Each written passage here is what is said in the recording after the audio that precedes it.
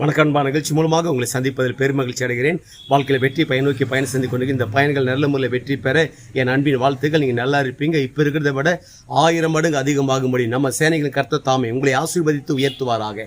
நல்ல கவனிப்பார்கள். இந்த உலகத்தில் நீங்கள் பிறந்திருக்கிற அந்த பிறப்பு பிரமிக்கப்படத்தக்க விதத்தில் இருக்கிறது. இதை தாவீது சொல்லுகிறான், ஆண்டவரே என்னை ஆச்சரியப்படத்தக்க விதத்தில் இந்த உலகத்தில் என்னை பிறக்க வைத்ததற்காக ரொம்ப நன்றி என்று சொல்கிறார். ஆம், உங்களுடைய பிறப்பை நினைத்து நான் ரொம்ப சந்தோஷப்படுறேன், நான் ரொம்ப மகிழ்ச்சி அடைகிறேன். நல்லா கவனிச்சுப்பாங்க. அப்படின்னால் நீங்க இந்த உலகத்துல பிறந்தது 2 காரியத்தை இந்த உலகத்துல மனுஷன் வாழ்ந்து கொண்டிருக்கான். ஒன்று வாழும்படியாக, 2வது ஆளும்படியாக. நல்லா கவனிச்சு பாருங்கள்.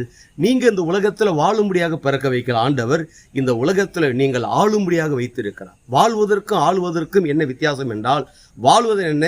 நல்ல ஒரு வீடு, நல்ல ஒரு உணவு, நல்ல ஒரு உடை, நல்ல ஒரு கல்வி, நல்ல ஒரு மருத்துவம், இந்த அடிப்படை தேவையோடு வாழ்றதான் வாழ்வது. ஆளுவது என்றால் ஒட்டுமொத்த உலகத்தில் இருக்கிற எல்லா சம்பத்துக்கும் நீங்கள் அதிபதிகளாக மாறுவது, உயர்ந்திருப்பது, அநேக குடும்பங்களை வாழ வைப்பது, அநேக ஊழியங்களை தாங்குவது, அநேக மக்களை எடுத்து நீங்கள் படிக்க வைப்பது, அரசாங்கத்துக்கு உண்டான எல்லா தேவைகள் உங்க மூலமாகவே நீங்கள் சந்திக்கப்படுது. இதுதான் உலக நாடுகளுக்கு கடன் கொடுப்பது. அப்படி நிலக வச்சு பாருங்கள்.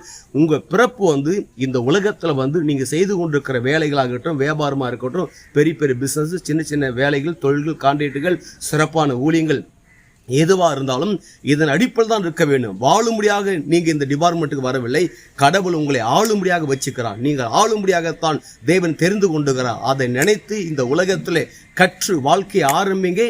சிறப்பான முடிவு எப்படி இருக்கும் என்றால், ஒட்டுமொத்த உலக நாடுகளுக்கே நாம் ஆண்டவர் இயேசு கிறிஸ்து உங்களை கடன் கொடுக்கும்படியாக வைக்கிறார். நீங்கள் வற்றாத நீரூற்றை போல் இருப்பாய் என்று சொல்லி உங்களிருந்து விடைபெறுகிறேன்.